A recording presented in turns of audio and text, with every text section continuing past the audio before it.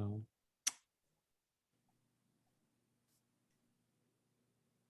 Hi, Michelle. Welcome.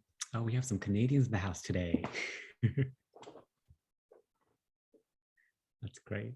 Thank you for joining.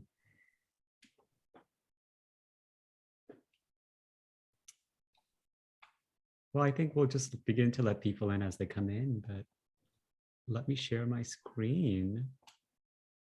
So, perfect.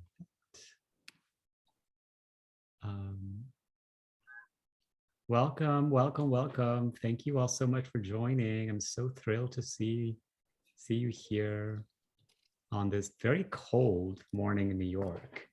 So I hope you can see my screen. And then we'll just begin, and then as folks join in, they'll catch up with us. So welcome, so this is my name is Gupta, the founder and CEO of Be More with the New. And I'm really a scientist, educator, and a lawyer. And what we do here is to train people in breaking bias so they can advance diversity, equity, and inclusion in their workplaces, in their communities, in their organizations. And the approach we take is quite integrated. It's really about integrating and connecting our heads with our hearts and our bodies to really prepare us to take action.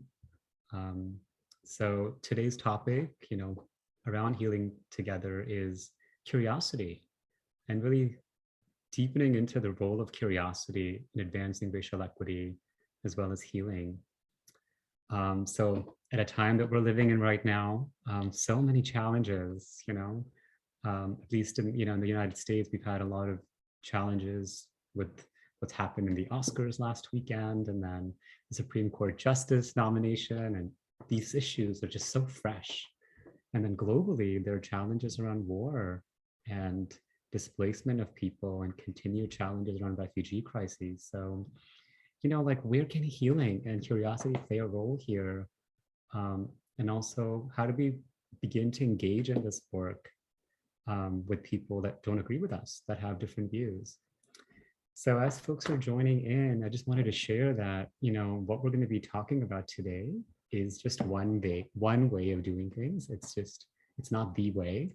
And also it's going to be an interactive session. So you'll begin to get to know one another. And we're just going to begin to peel the onion a little bit. I don't have all the answers. Neither does my colleague Colleen.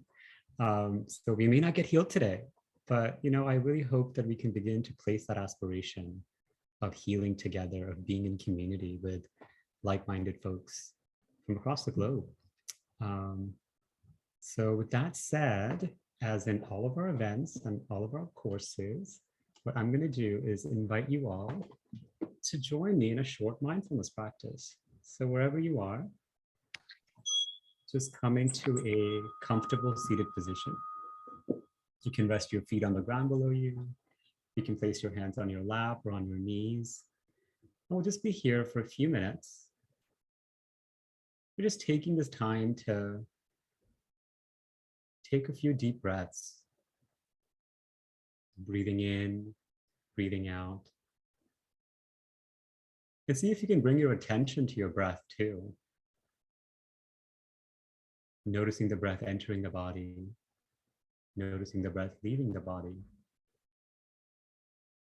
Notice if there's any place in your body that feels tense, where there's holding. And see if you can gently relax, release. Perhaps your shoulders or your jaw or your tongue. Just softening and releasing. Breathing in. Sorry about that. Breathing in, breathing out.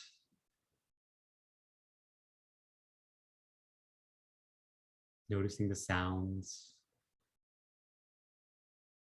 and the reactions they produce in the heart mind.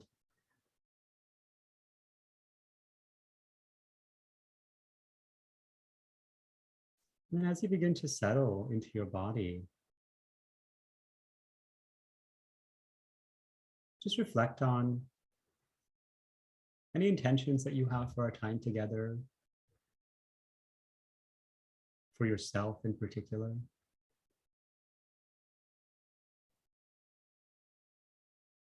And also why you signed up for this event.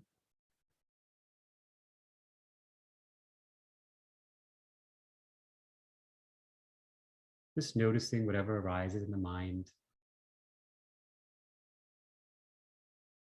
First thought, best thought.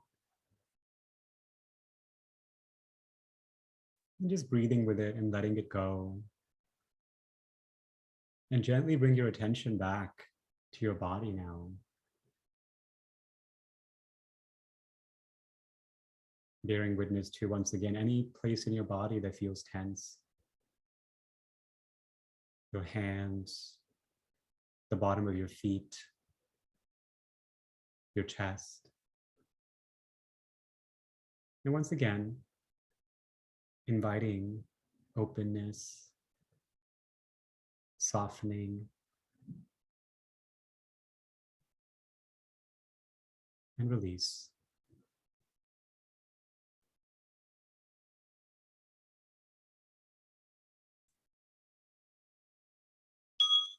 And after your next exhale, you can bring your chin to your chest, stretching the back of your neck. And then slowly come back to the room. So hello, everyone. Welcome. Thank you all again for joining us. So I love to start all our programs with a mindfulness exercise because mindfulness is really the bedrock of breaking bias and what I believe to be most of the DEI issues, because what it does is brings awareness to our bodies, our hearts, our minds. And it's through awareness that we can begin to take actions that can really transform and proceed forward. So with that, I'd love for you all, if you haven't already, to, share your name and location. And also, what brought you here? What are your aspirations? What made you sign up, and spend these 45 minutes with us? So it'd be really wonderful to read off and see who's here. So there's already Michelle here from Kingston, Ontario. And then I see that Megan just shared.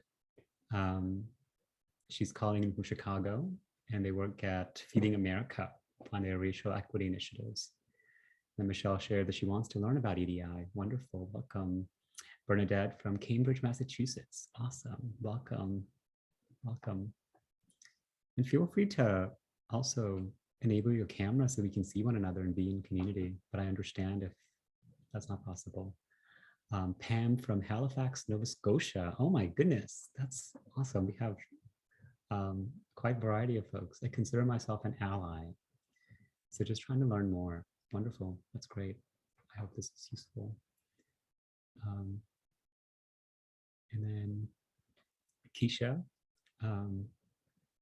thank you for sharing your pronouns. I appreciate that. So Megan promoted this event. Oh, thank you, Megan. So she's also calling from Chicagoland, working with America, Feeding America as well. Well, that's great. Well, please continue to share more about yourself in the chat and feel free to connect with each other. But I want to just kind of begin our work for today. Oh, that's great. Thank you for sharing that, Megan. The intersection between mindfulness and EDI, yes, it's very much there. So we're going to be talking, it's going to be an interactive session. We'll be talking to each other and sharing from personal experiences and also learning together. But in order to make this a truly safe container that's free of shame for everyone, what we found is that we abide by these 5 shared agreements in our time together to really help ourselves be vulnerable and open, but also so we could kind of let go of the defenses that come up around this work, bias itself. So many things arise in our heart, mind, and our bodies. So this really creates that sense of safety and camaraderie to be in community and dialogue, which is really the beginning of this work. So I would love for you all to just agree with these 5 agreements. First one being using I statements. I think, I believe, in my opinion, in my experience, what I was taught, versus, generalizing and using the royal we. So I hope you can agree to that. Commitment to dialogue. I mean, that's why you're here. But of course, I wanted to put this up front because, there's 2 components to dialogue. being understanding and compassion. So really kind of remembering that, giving ourselves the benefit of the doubt, but also others, staying present. So we started our work together with a mindfulness exercise because it's so important to be present around this conversation, particularly present to our bodies, our minds. So I can say one thing and our minds can gravitate to the future or to the past, which is okay. But the idea is to notice that and then come back. Here we are sitting in front of a screen somewhere on this continent. So just kind of remembering that. Welcome, Sanette, also from Canada. She wants to understand about steps to achieve racial equity. Wonderful, welcome. Investigate discomfort, super important. So this is where we begin to get to the somatics of racial bias, which is why breaking bias was so important. But this will happen for you. Maybe it's already begun to happen for you, but notice the body sensations, the ideas, the thoughts, the emotions that arise. Become a scientist of your own experience, because this is going to manifest in different ways in different bodies. So really just inviting you all to do that. And lastly, privacy and confidentiality. Everything is shared, here kind of remains, if you wanted to share something with your teammates, that's okay, but just ask for their permission. So with that, let's jump right in. I hope we all agree to them, and I'll continue to remind you of that. So in the chat, please share, what is curiosity to you? And how is it related to healing for you? Just, again, you're not being graded, but just curious to hear what that word means to you, curiosity, and then its connection to healing.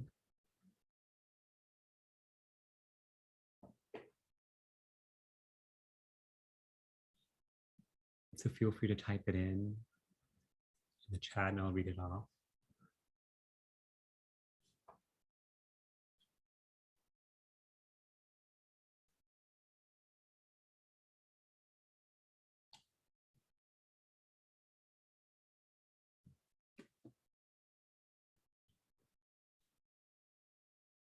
So Pam shared, curiosity allows us to better understand someone else's point of view.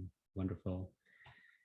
Michelle shared, I think we have to learn from the past so that we can move forward in a positive way. Megan shares, curiosity is about looking within ourselves and our interactions with an attitude of learning and kindness. Wonderful. And again, these are all wonderful ways for each one of us to look at what curiosity means to us, where it comes from. And that's great because we're beginning to bring awareness to that in this moment. That's great. Maybe one other person, and also with its connection with healing. Curious to hear that. Keisha, I believe curiosity is a tool of openness. Curiosity connects us to healing, connects to healing as a result of exploration that can provide different ways to approach a situation and possibly heal. I love that. Welcome, Marian, you're sitting on the racism committee of your organization. It's great. Good to have you all. So this is really wonderful. It's really great. I want to kind of start us off with this quote by a children's book author named Bernard Beckett. He shares that human spirit has the ability to face the uncertainty of the future with curiosity and optimism. So what is curiosity and optimism? It is a type of confidence that problems can be solved, differences resolved. So very similar to what some of you have shared, this tool of openness, looking within ourselves and interactions with others, learning from the past. But beneath that, there's this idea of a type of confidence. Some people define that as faith. Others define that as trust or confidence, right? As Bernard said. So really thinking about that as something that's within us as a human being. It's part of our skill set.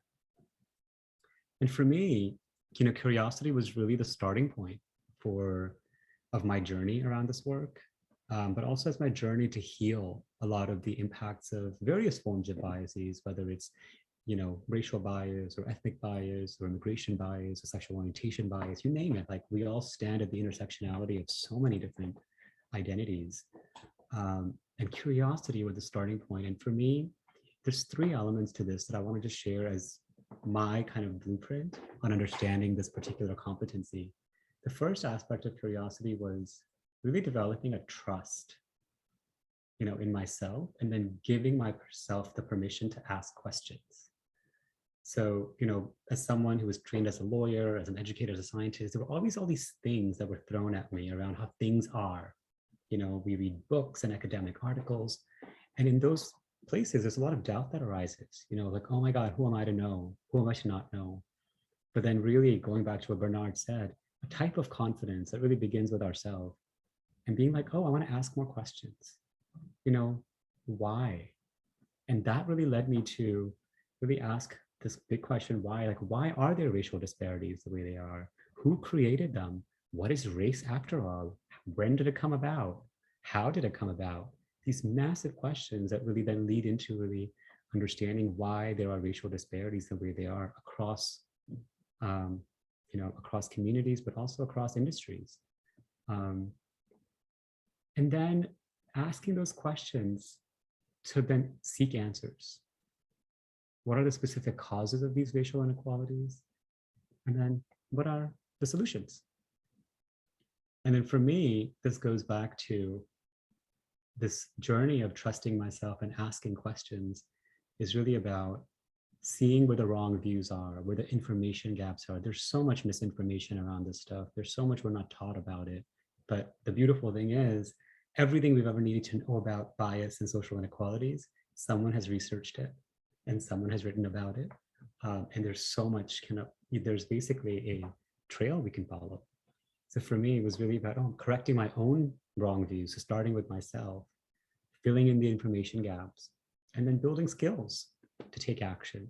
And for me, the skills was really kind of becoming a teacher of this stuff, looking like who I look like, given my credentials.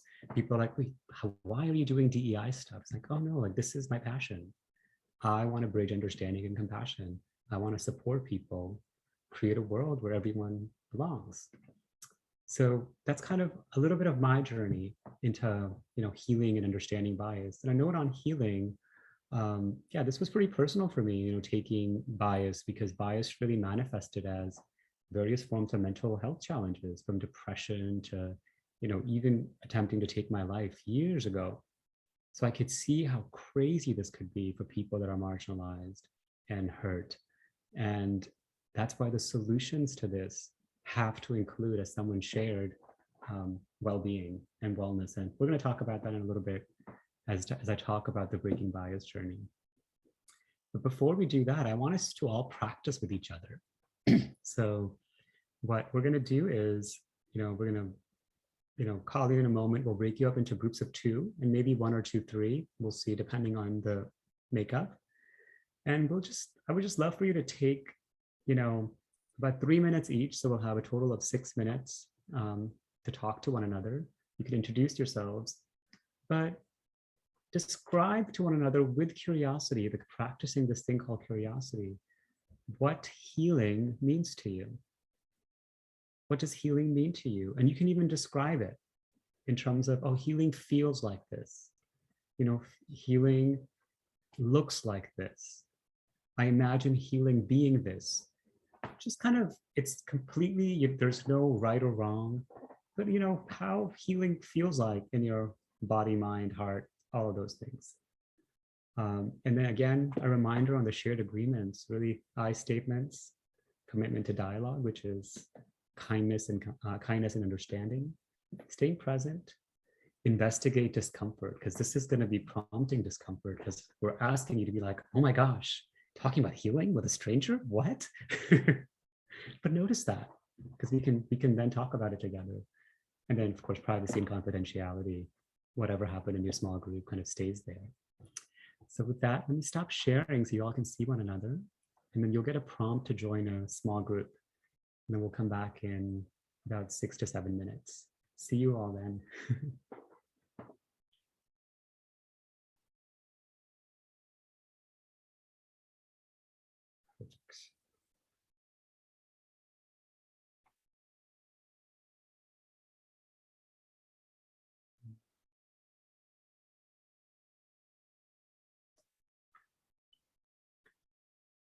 I know there's a few people on their phones possibly.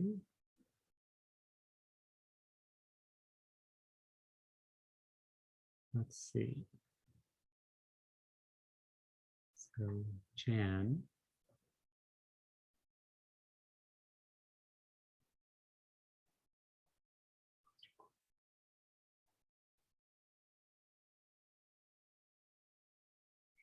I can probably move Michelle to another room. Yes, please do that, because I think Jan might have stepped out.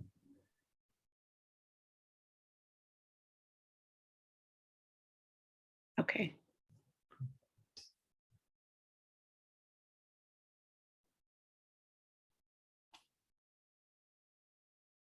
Oh, so if someone is asked for help, I'll just go there for a second. Oh, okay. I'll be Okay. right back.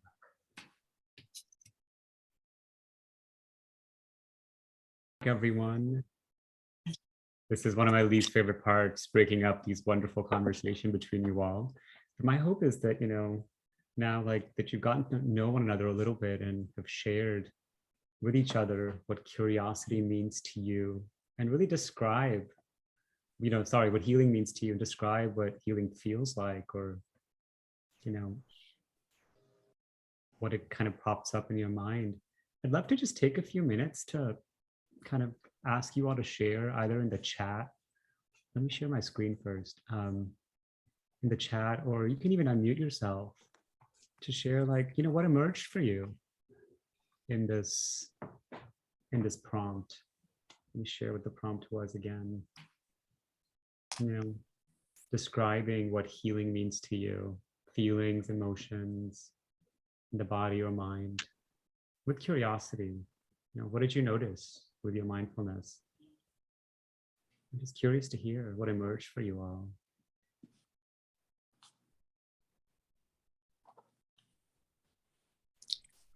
And also noticing the tendency to not want to share because there's some fear or feels like it's too much energy. That's okay. But really noticing that too, if that's the case. So Keisha shared, mentally a lifting of the fog, stepping into a clearer space, body a relaxing of most of my typically tense areas, shoulders. That's awesome. So wonderful to bring awareness to that. Thank you for sharing. Sanette, did you want to share? Perfect. I did. For me, it was realizing that it's an ongoing journey. So it's not a final destination, but just stopping points with the healing. So just because I know sometimes we think of like we're always focused on an end goal, just understanding that our healing, there's never really necessarily going to be an end goal, but there will be stopping points for us to kind of acknowledge where we've been. So that's where I'm thinking. I love that. Thank you for that reflection, Bernadette, or Bernad, excuse me. I always think about healing, like you said, as an ongoing process. So as long as we're living, and that's how long it'll take for us to heal, because we can never be fully healed, because every day we're living in new moments and something might happen that might hurt us or harm us or trigger something in the past that needs to be healed. So again, it's really a practice. It's really engagement in that process. So thank you for that. Michelle shared, helps to clear the brain fog. Megan shared, healing feels like connecting to love instead of fear, being present with what is. Yeah, very similar to what Dennis shared. Dennis and Ellen, accept things that I can't change instead of fighting and denial. Beautiful. And Pam shared, healing is getting stronger through rest, reflection, kindness, and curiosity. And Sanette says, it really comes through unlearning as well. Yeah, a lot of unlearning, right? This is where the wise view, having an understanding of why things are the way they are, so that's really great. I mean, I love all these reflections. And then just one kind of follow-up question, perhaps, I don't want to put you on the spot, Keisha, but you kind of talked a little bit about your body, kind of a relaxing of most of your typically tense areas. So if we could share, like, if you have access to it right now, like what that tension generally feels like and what the shift was. Oh, well, definitely tightness. I mean, there's a constriction in the body. when a healing moment actually happens, and like Burnett, said, that can go away. And it's a continual process. But in the moment where there's healing, then it's almost as if, you had your own self massage, but actually no hands happen, or someone else, it's even better, because you know that you have the agency and the power to bring that relaxation on without all of that. It can be definitely a mental release in the area. Again, it's about noticing what's going on, especially if it happens again. So what I put in the comments, it can happen again. Definitely, it probably will happen again. But the question is, for me, it's just happening faster. So I'm not dwelling as much in the tension space as I might have in the past. That's the beauty of it, right? It's like, I love that reflection, because it's making me think about my own times where it's so hard for me to control what's happening externally, right? But what I can control is understand my response to that in my body, and then create ways to respond to it differently, right? Particularly as it affects my well-being. So I really love that. And we're gonna talk a little bit more about this. I'll have some questions for you all, but let me actually add a little bit to what healing really means. And, for me, Be More with the New, but also like with this idea of breaking bias itself. So for me, one of the reasons why I started this organization was because I realized that there's, of course, a lot of intellectual awareness and comprehension of bias and racism and sexism and other forms of isms in our world. But what are the solutions to it, other than like changing policy and kind of these big things? And, I went to the research once again, and, lo and behold, there are actually specific competencies and skills we can build. Not only that we can build, that's what a lot of social movements in the past built in order to transform, injustice and inequality. And for me, we broke that up into like 3 stages. Learn, which is really kind of our left brain. Develop, which is about our right brain. It's about developing the skills to propel action, which is the third. And each of these 3 stages are connected to competencies that we can measure, like using numbers. So we've broken that up and really created a framework. And you'll see that curiosity and optimism are in the learn stage. So oftentimes people think that we're born with these things. People are just born cynical. It's like, actually, the research shows otherwise. These are trainings. These are things we can learn. And a lot of us have actually learned to be cynical. We have learned to be pessimistic, because if you think about our academic structure, it's about critical inquiry. It's about criticizing, finding everything that's wrong out there. It's not about possibilities inquiry, right? So it's something that we've learned, but just as it's learned, it can be unlearned. And as we learn this, we develop skills, which is about skillful communication. Well-being is a skill itself, to like take care of oneself. Collective identity, which is feeling connected to what might be termed as people that are different from us. And then empathy and compassion, huge, huge. So in a lot of the challenges around, DEI, particularly around race, what we see is happening is the racial empathy gap. We saw that with the Supreme Court justice hearings, all of those people that were interviewing her, where was the empathy, right? And then as we're building these skills, we have the opportunity to build these other 2 competencies, empowerment and social cohesion. These are about action. Empowerment is about taking what we've learned, using our power, our agency to act, to talk, to say something out loud, really built on these foundations that continue to grow.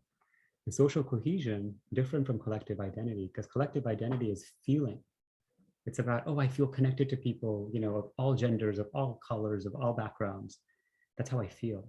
The social cohesion is a step further, and I'm able to collaborate with them to take action. Again, action. So for me, like the work we're doing around breaking bias is about helping people build these skills to break bias, to address systemic racism, to address all of these challenges of oppression and marginalization in our organizations and communities. So I'll stop there. I want to just introduce that, but I'd love to invite any questions before closing with any of the reflections. Let me stop sharing so we can see one another. Any questions or thoughts, comments around what we've learned so far?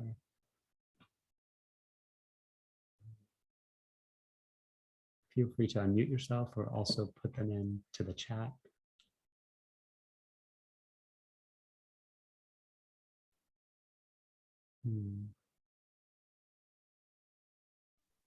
Is there any conflict in connecting some of these concepts with numbers? You know that sometimes when we have these ED&I discussions, you know, numbers tend to come up and it kind of diminishes some of, well, it seems to diminish some of the aspects. You know, it's such a good question because we went through this research process of really defining these competencies and measuring these competencies for years. These numbers are different from like representation numbers or, you know, attrition numbers or advancement numbers. These are numbers for each one of us. So if I take, you know, one of the assessment tools, it is telling me anew how curious am I at this moment. It can change tomorrow. Or how empathy and compassion right now, particularly around issues of EDI, right? And then we can actually begin to connect that directly with people's actions.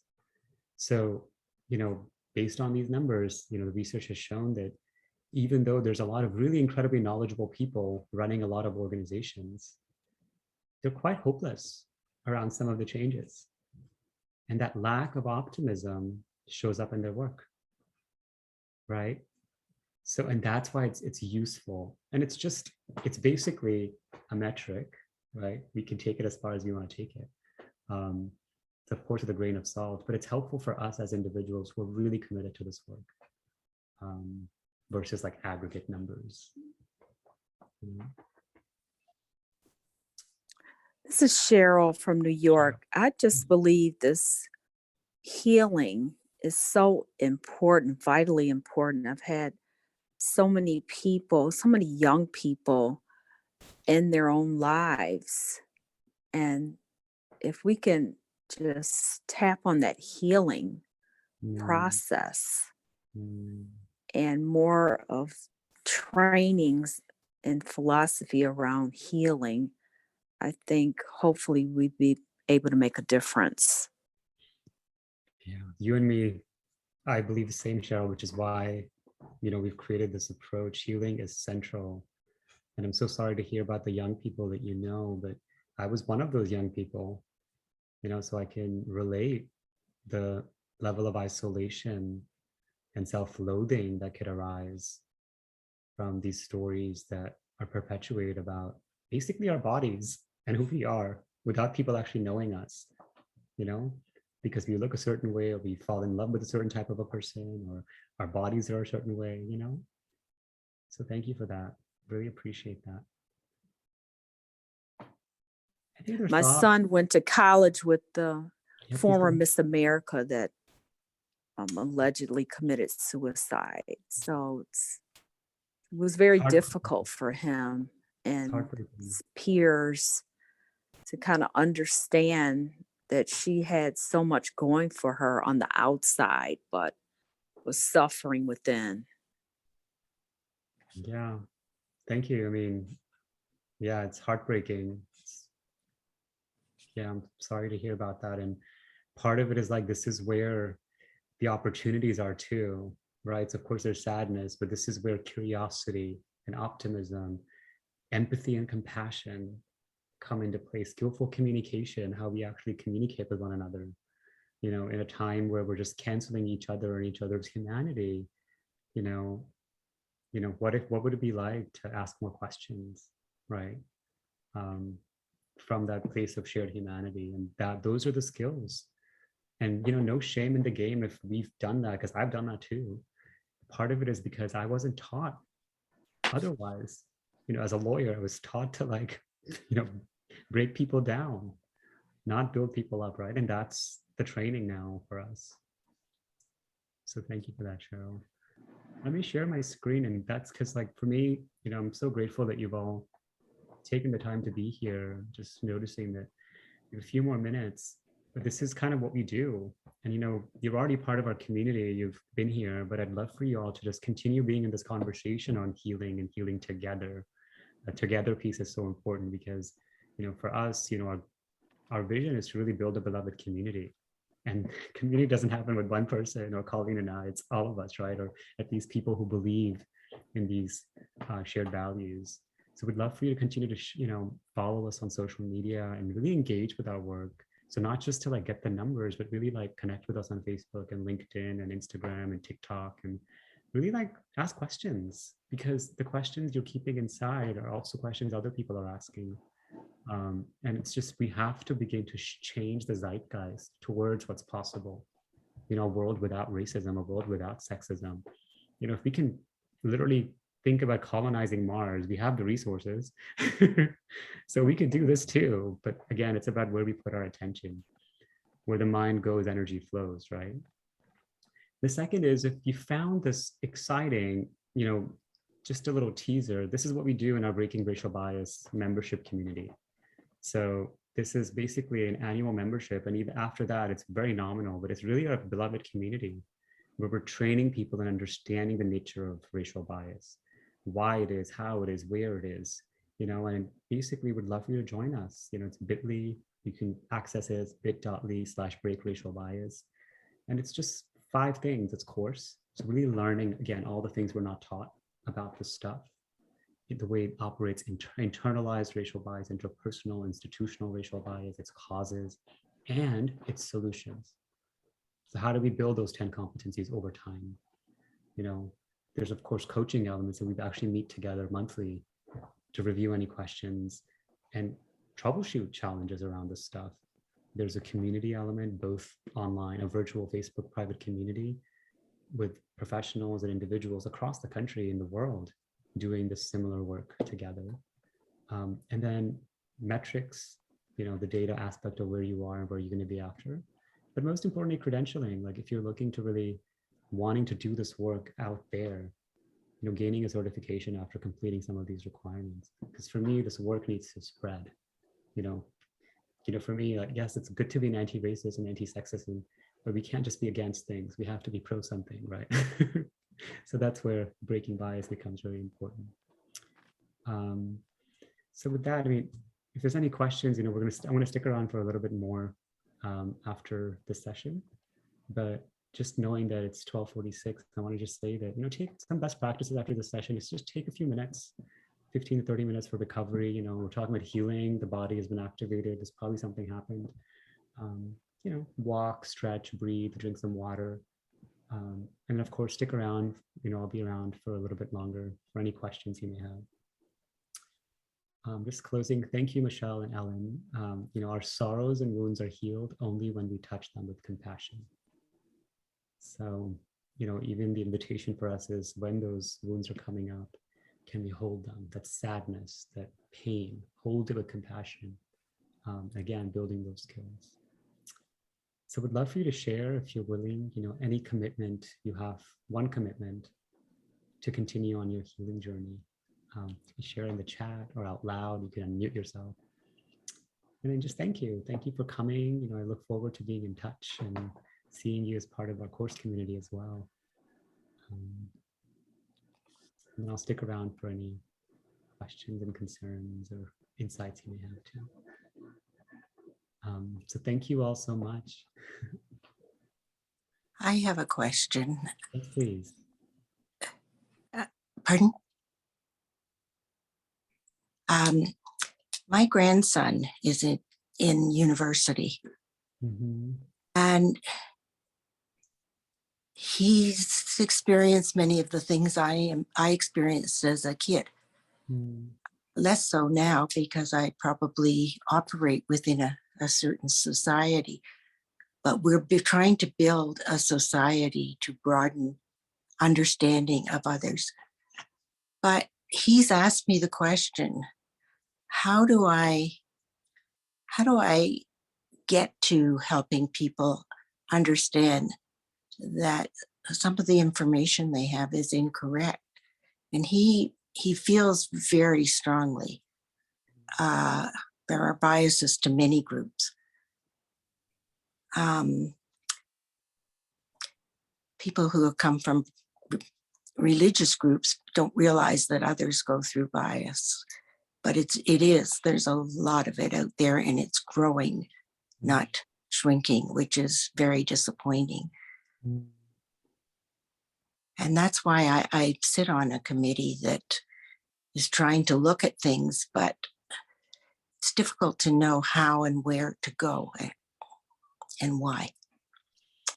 The why is. So this is, Marian, we have, you're like, here you go, mic drop, the big questions of the time. Why are human beings so cruel to one another, and what do we do about it? No, I think it's such a beautiful inquiry, and I appreciate you sharing and asking it. So the answer is, I don't know, right? This is why we need to really innovate in this. But what I do know is that there's an opportunity for your grandson, for yourself, and everyone to really lead by example here. So when we see wrong view, when we see misunderstandings, when we see incorrect information being propagated, we speak up, and speaking up in a way that we can be heard, right?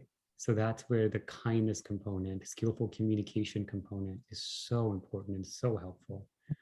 So yeah, I would love to invite you and your grandson and anyone else to really be part of this community and learn together, because it's really about us coming together from different backgrounds, different walks of life, to then move towards and work towards a shared vision. Yeah. I noticed one time when I was in a group and everybody, after we were together to watch a movie, but then people went to get their coffee, and there was one person who was a Black lady, and she wasn't sure where to go because she was the only one there. My husband and I went over to her and talked with her, and it was very interesting because she has a lot of the same difficulties, and I think people also don't realize. They're so bound up in their own. Oh. This is why we're here together, to foster that curiosity and building those connections. Yeah, I unfortunately, I invited her for dinner, but it was the week before COVID. I've never been able to reciprocate what I wanted to. I don't, I have a contact, but it's always stayed in my head that I made an attempt, but I couldn't follow through. We have to have a very open house, and I see my grandkids are very open.